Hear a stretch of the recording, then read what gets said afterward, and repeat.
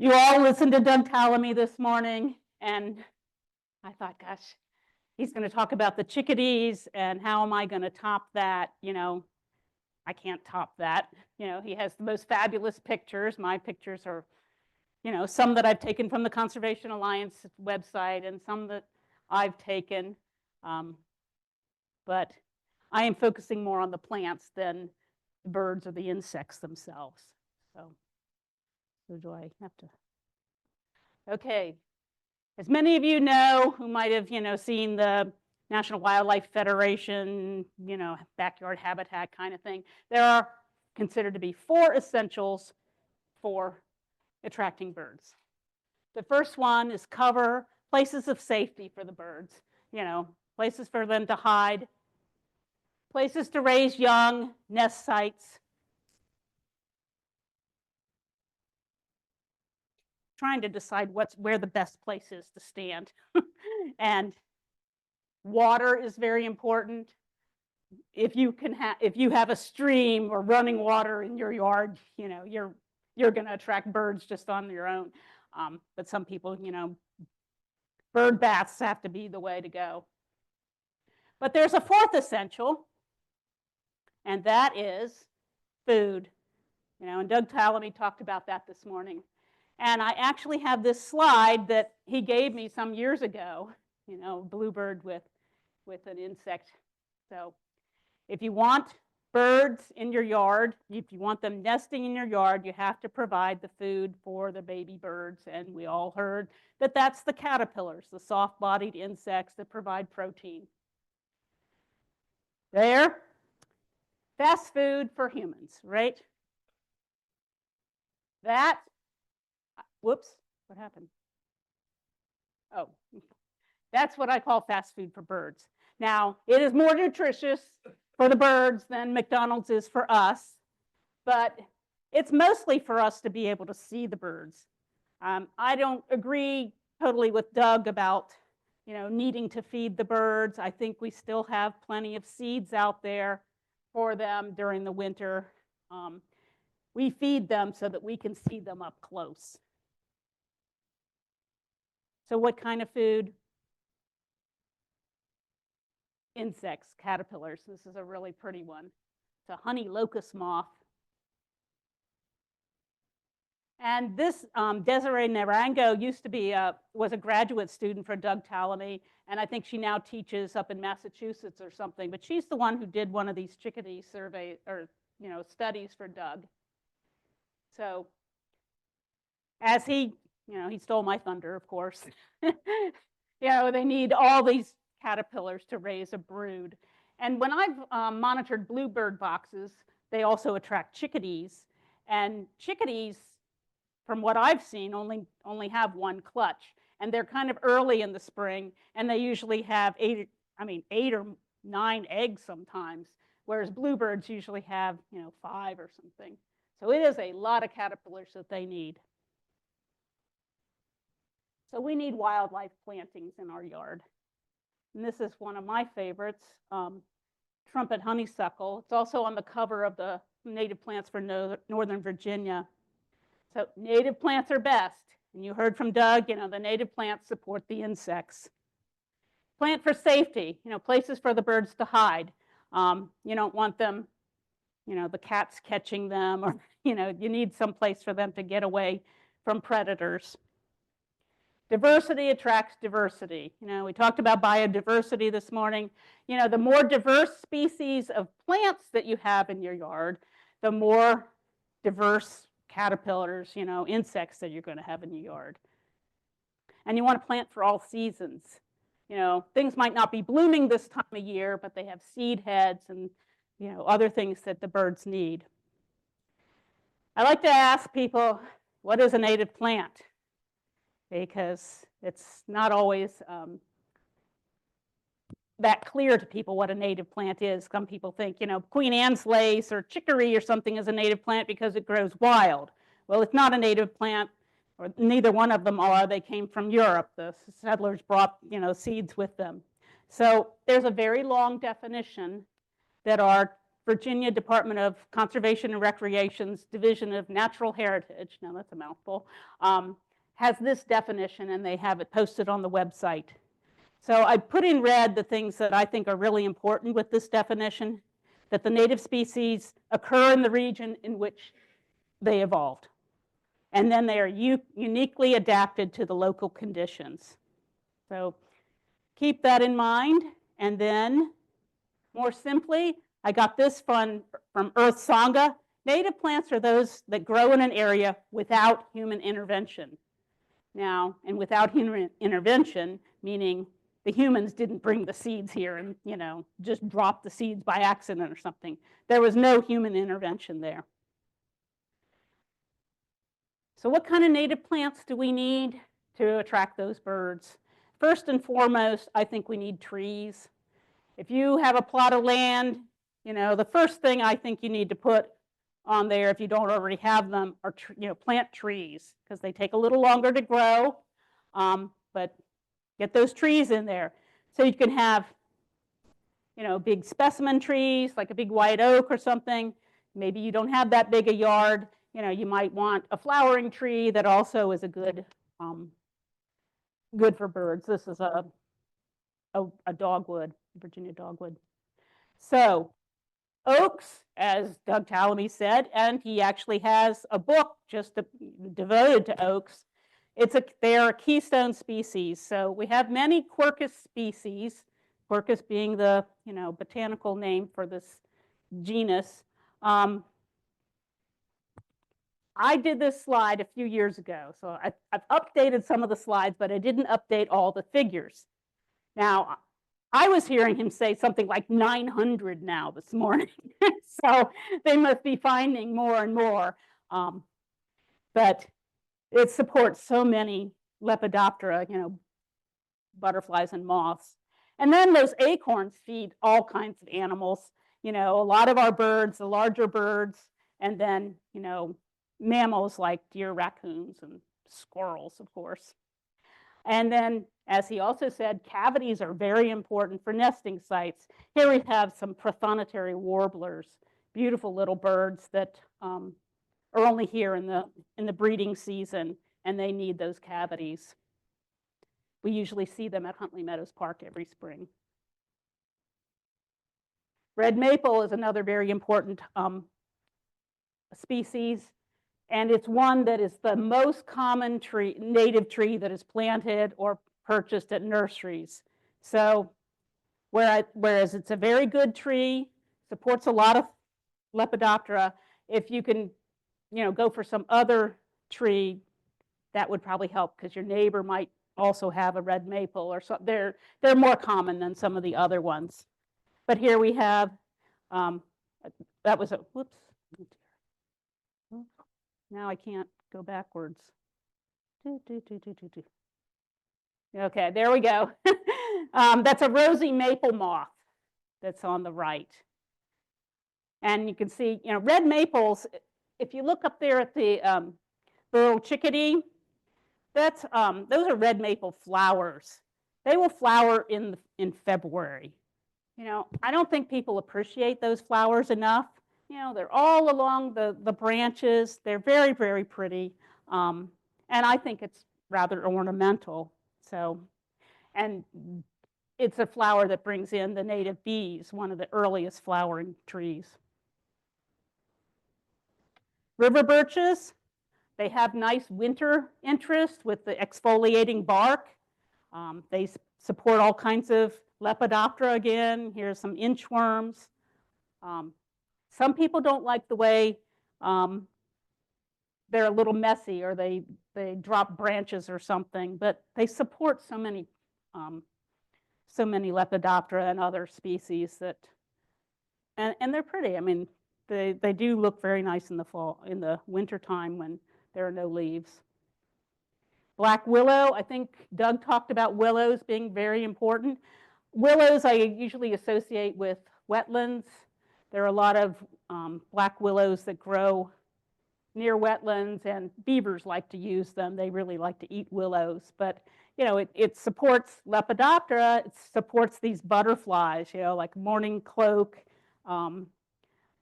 swallowtails and anglewings, or I think that, I can't remember if that's a comma or a question mark, the butterfly in the middle there. And that's a tree swallow in the bottom right. Common hackberry. Common hackberries look a little like elm trees. And I remember some years ago, there was this little tree growing in my yard. Now I have an American elm in my yard. My little quarter-acre lot has an elm. But this little tree came up and we thought, oh, it's a baby elm. Well, it turned out that it's a hackberry. And now I have lots of hackberries. But they have really cool interest. If you look at the top, the bark is very warty. So right there, you know, insects can hide behind there and all. They have these berries, very small and kind of a large pit for the size of the berries, but birds like them, you know. And they support the hackberry emperor butterflies. So I know we don't really want the birds to eat all of our butterfly caterpillars, but if there are enough of them, you know, they do have lots of caterpillars. I mean, they lay a lot of eggs, and there should be enough for the birds to eat and then some to become adults. Wild black cherry. Wild, I mean, black cherry is enough, but they have those really pretty panicles of blooms in the spring, and it's one of these great keystone species that brings in a lot of birds, supports a lot of birds, so it's going to support, you know, pollinators when the flowers are blooming in the spring. But then a lot of people don't like the way they attract those tent caterpillars, right? Oh, they think those are really unsightly. Well, you got to look at that as bird food, especially yellow-billed cuckoos really like those kind of tent caterpillars. They just get right in there and eat that. And then they have berries. The cherries are small, but the birds love them. So, and I think if you had enough of them, you could do something for, you know, human consumption, but let's leave them for the birds. Now, these trees will seed around a lot. If you know, you might be pulling out little seedlings all around your yard, but, you know, you could give some to somebody that doesn't have any in their yard. Spread them around. American sycamore. I think Doug talked about sycamores too. Really big trees, often grow along streams. And as they get older, they get that nice white bark you see here. And then they have those seed balls. The birds eat those eat the seeds out of there, and insects that are in there throughout the winter. And here in the middle, we have a purple finch. A lot of us get finches coming to bird feeders, and they just eat and eat and eat. Purple finches are not as common, so you're not as likely to get one at a bird feeder, but they are around. Here's a favorite little spring tree, serviceberry, amaranth here, also called shadbush or shadblow. It blooms very early in the spring, and it was called serviceberry because if in the colonial times, if somebody died, the ground was frozen, they weren't buried, then the preachers didn't come around then. As soon as the serviceberries bloomed, that's when the preachers did their circus, you had the burials and all that. And shadbush is when the fish shad start running in the streams. They have delicious berries, delicious. I think they're a cross between like a blueberry and an apple, but the birds will mostly get them. One problem with serviceberries is you don't want to have them planted very close to eastern red cedars because they transfer this cedar apple rust between them. My favorite bird, one of my favorite birds, I guess I should say, the cedar waxwing loves these. And then your thrushes all love them too. And little chipmunks, whatever. Always better than a Bradford pear though. You know, do not, you know, we don't want those Bradford pears called calorie pears also. They just take over areas and become impenetrable. They revert back to the calorie pear that has these thorns and it makes it almost impossible for farmers to get rid of the trees, and they affect like Occoquan Bay National Wildlife Refuge. One of its meadows, or maybe all of its meadows, are just being taken over by those Bradford pears. Common elderberry is a shrub. It can be a pretty big shrub. Has these flowers in the spring, and then it gets the berries. And you might have heard of elderberry wine or something. You're not supposed to eat the elderberries. Humans shouldn't eat the elderberries unless they're cooked or something, though I sometimes munch on them or whatever. But things like my favorite little catbird, you know, which I always say when I do a bird count and say, how many catbirds? Yeah, yeah, you know, make the catbird noise. It's a real favorite of mine. They're migratory, so they don't come back until the spring, whereas the mockingbirds, their close relatives, are here all the time. Song sparrow, robins, they all love these berries. Fringe trees. Now, if you like small white trees, this is a gorgeous tree. It's not a good substitute for a Bradford pear because it doesn't bloom as early in the season. It blooms more like in the May time frame, but it is just gorgeous. Old man's beard or something is another one of its names. You do need two, male and female, but they have these great berries, actually called drupes. Another one that's good for wet areas, hazels or smooth alder. Sorry.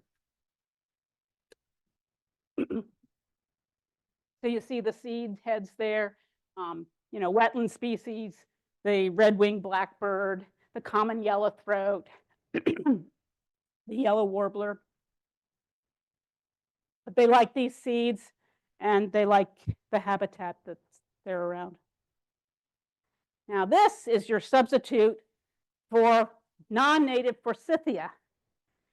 There aren't as many forsythia around as I used to remember when I was a kid. I mean, I remembered that when spring came, it was yellow. These yellow bushes were everywhere. I don't see them as much anymore, except sometimes along highways where they've escaped. But spice bush is a very nice substitute. Has these little yellow flowers all along the stems. And it produces this fabulous drupe in the fall that's very high in lipids and very good for migrating birds. This too, you need a male and a female for to have the fruits. The reason it's called spice bush, if you rub the leaf, you can smell it. It smells spicy. You could scratch the twigs and they smell spicy. Kind of cool. And it's the host plant for the the spice bush swallowtail. And here's a bird, the kingbird, that likes the same habitat where the spice bush swallowtail, where spice bush grows. I think Doug mentioned viburnum. Black-haw viburnum is a really great 3-season plant, at least. It has lovely white flowers in the spring. As summer comes along, it gets the berries. And then fall, look at that fall foliage. It's just a gorgeous color. And these viburnums can grow rather large. Oh, thank you. Maple leaf viburnum. Now, if you have a really shady spot, acid soil, maybe dry, this is a good solution for you. They have the white flowers in the spring, and then they get these dark blue berries, kind of turn black almost in the fall. And look at the fall color there. I don't know if this has this is almost a pinky red. You know, it's kind of a different color for fall. Pretty neat. But as you can see, it's maple leaf because the leaves are maple shaped. Very nice shrub. Black gum, an underutilized tree in the landscape. It is a little slow growing. So if you want one, plant it right away. Give it as much time to grow. It's one that will color up the earliest in the fall. And it also has these great berries. And look at all these birds that love these berries. You know, your scarlet tanager, your pileated woodpecker, your mockingbird. You can see the fall leaf color. It is a shiny, beautiful red leaf. And then thrushes. I think that's a thresher. Flowering dogwood. Now, I'm still calling it Cornus Florida, but it has a new name, which I can't pronounce, but it begins with a B. And I will go kicking and screaming, you know, trying to keep the Cornus name.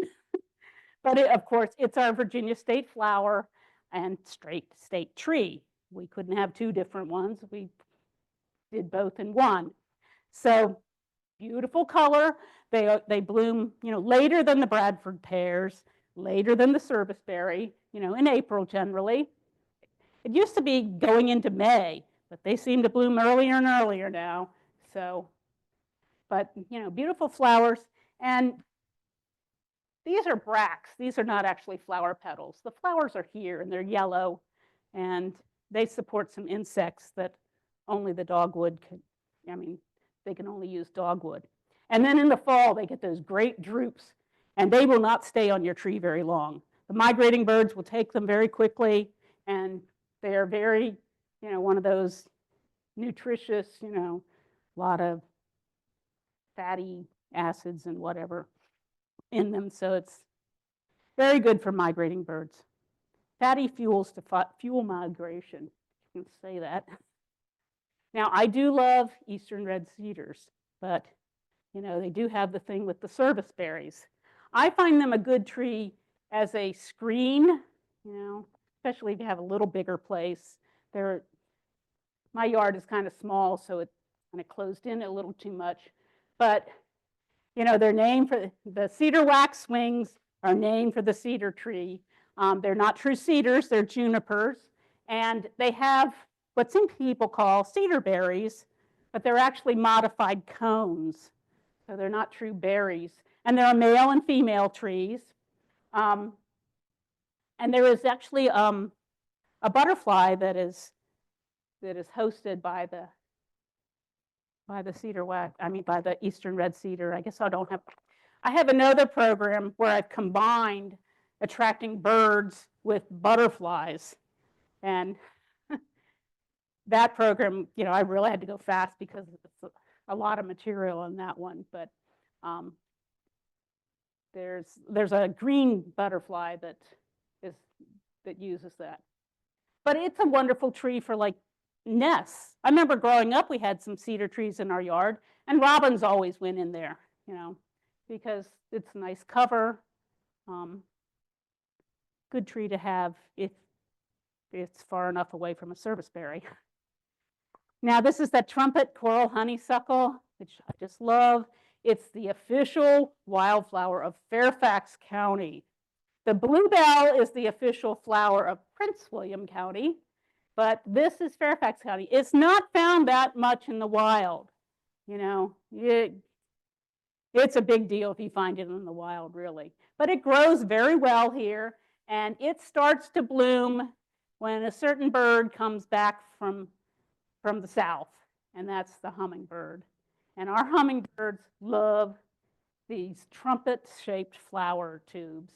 And I have found, I don't know, when you were kids, if you ate the nectar out of those Japanese honeysuckles, you know, and they smelled good and the nectar was sweet, these don't smell good. They don't have a scent because hummingbirds don't smell, so they don't need to be attracted by a scent.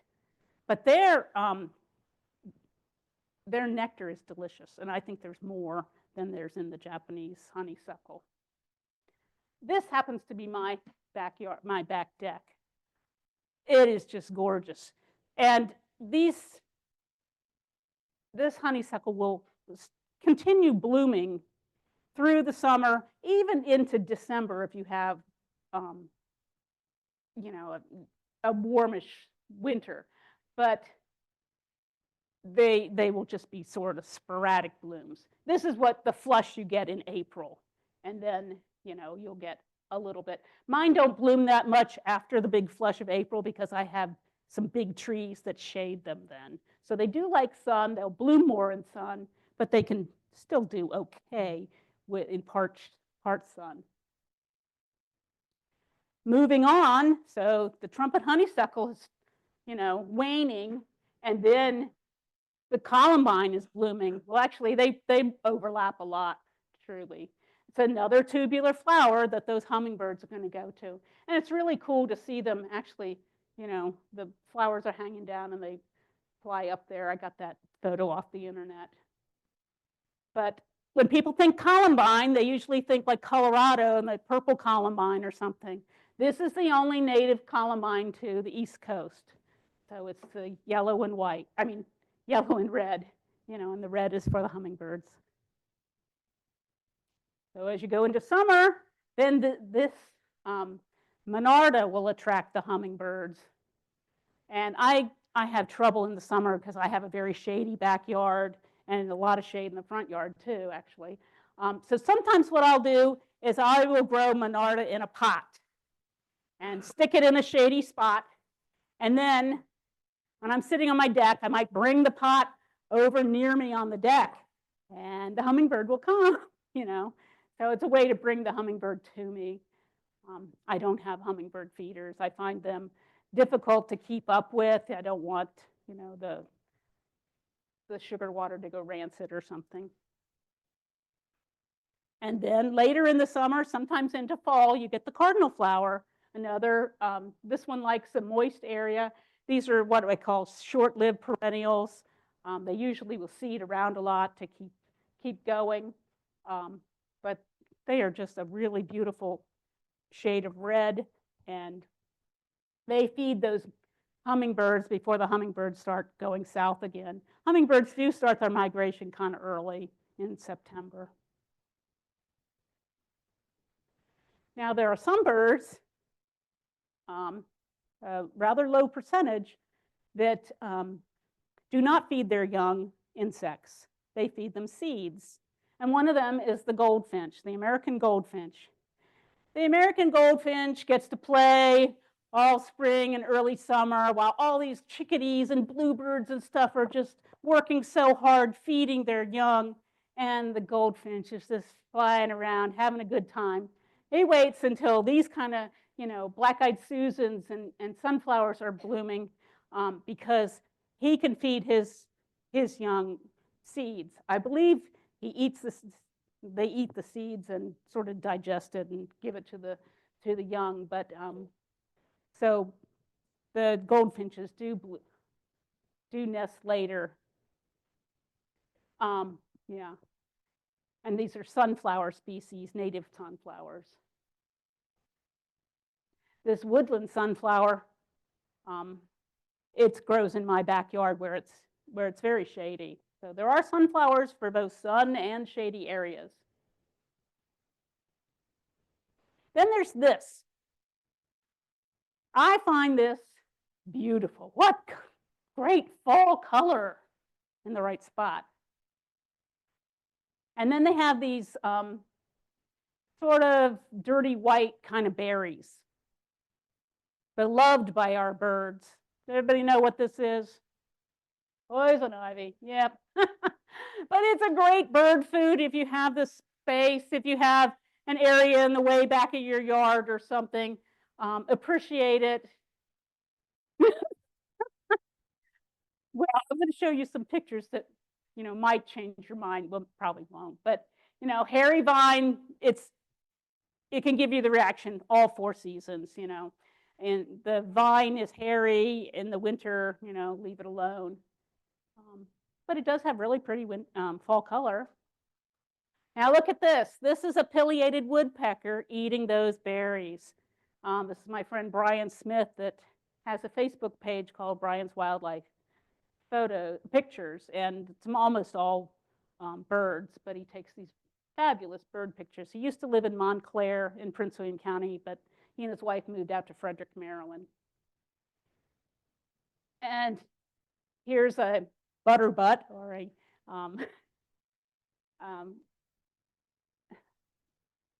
yellow rump warbler. Yeah, you can call them butterbutts. So they have a little bit of yellow around the wing and then on their tail area they have. But see, he's attracted to those poison ivy berries. And then we have, a woodpecker attracted to them too, So if you can give them a space, or at least appreciate them in the wild, at a park or something. You don't want it right next to the trail, but you look at through your binoculars and you see that pileated woodpecker eating those berries. That's pretty cool. And it's only humans, or I think members of the ape family or whatever that have that allergic reaction. Deer can eat poison ivy, nothing happens to them.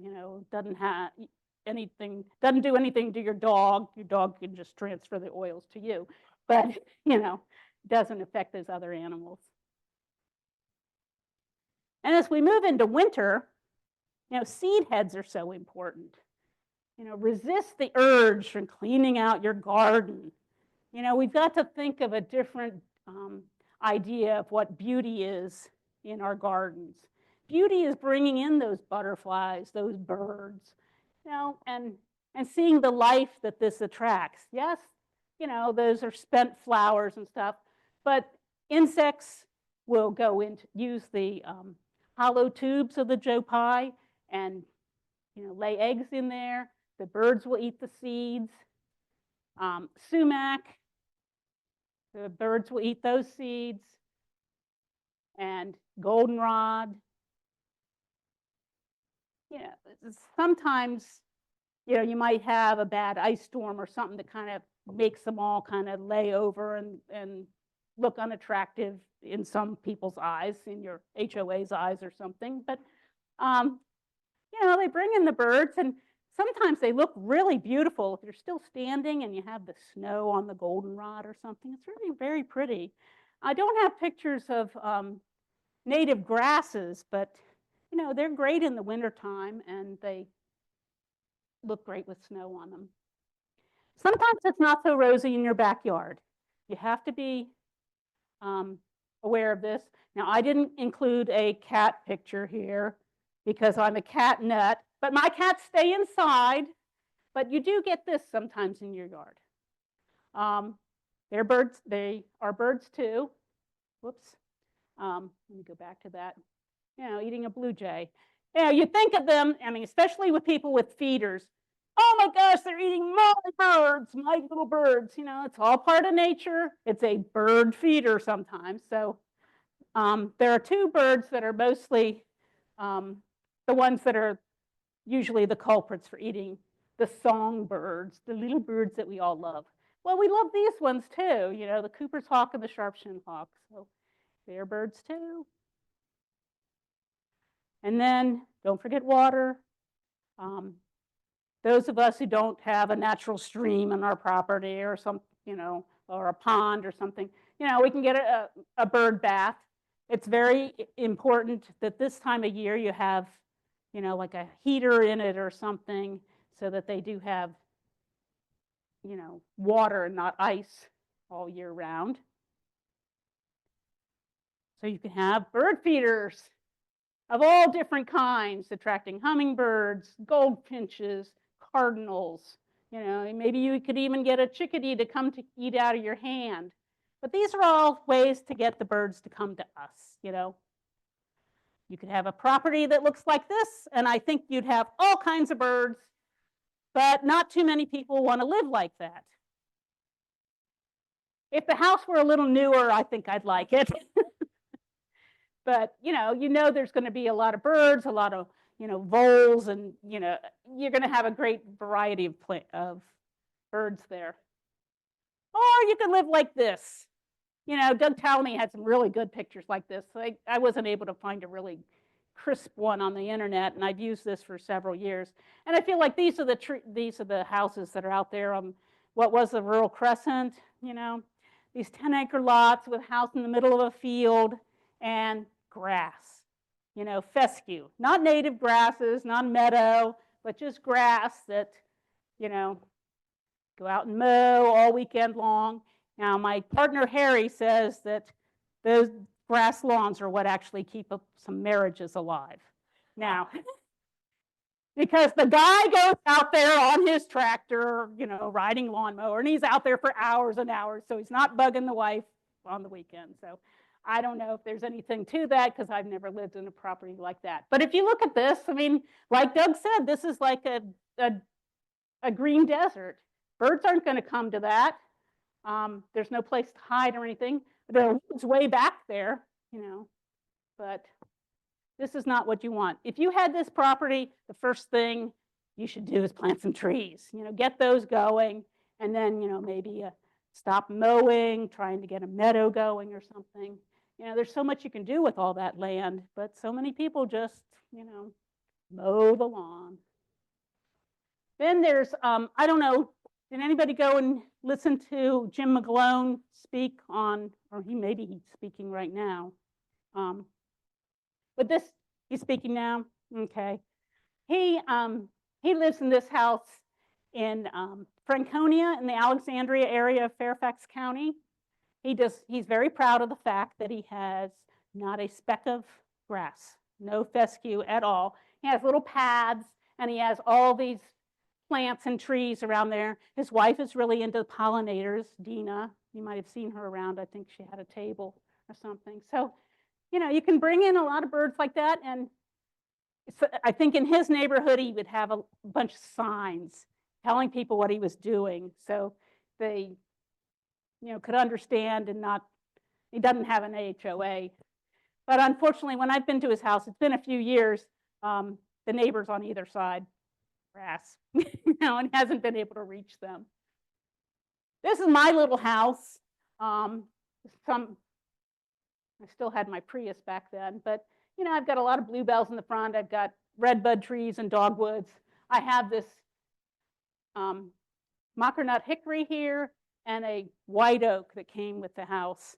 I mean, that was one of the reasons I bought the house back in 1988 because it had some big trees on it. Kind of close to the house, but I love those trees. So it does bring in a lot of birds. I've sat in the living room there, looking out the big window and seen brown creepers going up the oak trees. I mean, brown creepers, I think of woodland birds, you know, not in my little neighborhood. So, but it does attract. I've since gotten rid of even the grass strips around here now. Even if you have a small townhouse yard, you can cram a lot of things into that space, you know, and make it attractive and can please your HOA. You have so many resources for you. There's a website called plantvirginianatives.org. So it's run by Virginia Whitmer with the Coastal Zone Management Program of the Department of Environmental Quality in Virginia. So, so we have all these native plant campaigns for all the different regions. So she's done that. She has brought this all together. And does everybody know what the flower is at the top? Spring beauties. Yes, they grow with my beloved bluebells. And there's actually a campaign now called Plant Nova Trees. It has a separate website from the Plant Nova natives, though they link to each other very easily. And you can learn all about the trees there. We had to go to 2 separate websites because there was so much information. They didn't have enough space on the Plant Nova Natives website. So Margaret Fisher, the webmaster, and she started another web page. This is our book. We didn't sell that many of them today, so I was wondering, maybe a lot of you already have them. But, you know, I hope you have the 4th edition. That's the most recent one. There have been changes over the years, so, you know, anytime we need to reprint, we look at what we need to update or change.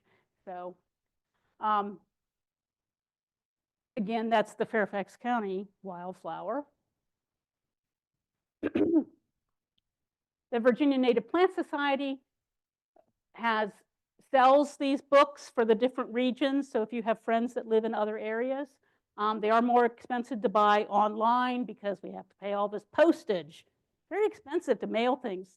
It's amazing that Amazon gets such great deals, but we don't get those great deals. The Virginia Native Plant Society has a lot of information on its website. If you go under, click on natives up there on the bar, and it includes the native plant guides and native plant sales and nurseries that specialize in native plants. We have all that information there. And to sort of wrap up, here's my information alongside a little bluebird. So I'm the president of the Native Plant Society, and I'm worried that I'm president for life because I was just elected to my 5th term, 3-year terms. I retired in 2012, and by the end of 2012, I was the president. So I had been the secretary. So, but we'd love to get more people involved, and we'd love to get more people in leadership positions. It's easy to get volunteers sometimes for a one-time thing, but we need people that are willing to be leaders. I mean, you have the master naturalists, the master gardeners, all these groups need leaders, and we hope that some of you will be inspired to step up. My email, the VNPS office email, our website address, Plant Virginia Natives, and Plant Nova Natives. And if you like, I would recommend that you take a picture of the screen. You don't have to write things down. I go to lectures now and I just take pictures of the screen, so that I don't have to write at all. So, but thank you all. I would entertain questions now.